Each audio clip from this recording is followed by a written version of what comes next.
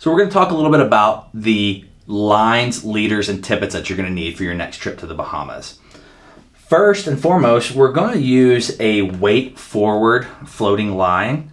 Generally, we're gonna match up the 8 weight to the 8 weight reel that you're gonna have.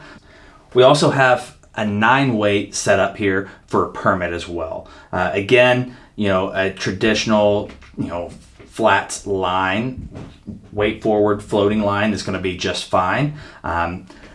Make sure you have that 9 weight on there for it, because most of the permit that you are going to see in the Bahamas are quite large.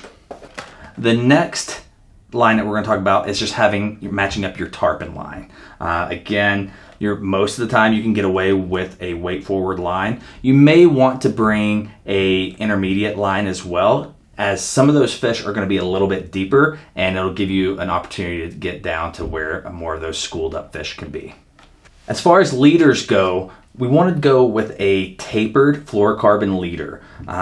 Generally, a 16-pound leader is going to do the trick on most of the islands there. I like to have at least an 11-foot leader. 12-foot is even better. Generally, you can buy a 9-foot leader, but you can add tippet to that. And I also really want to make sure that I go with the fluorocarbon. These fish have excellent vision and can be a little bit line shy depending on which island and which amount of pressure that you're going to see on some of these fish.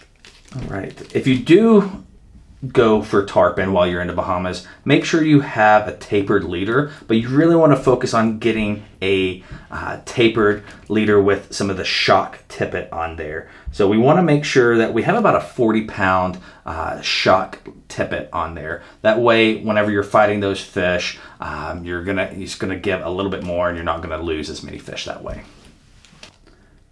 The other type of leader that you want to make sure you take is a bite leader. This is going to be for both the barracuda, and if you happen to fish around some of the rocks for some of the snapper, you want to make sure that you have something that's going to keep those toothy critters from chomping straight through your tippet.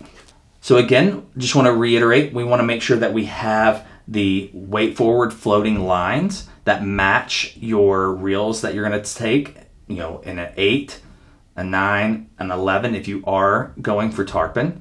And again, you want to make sure that you're having a tapered leader.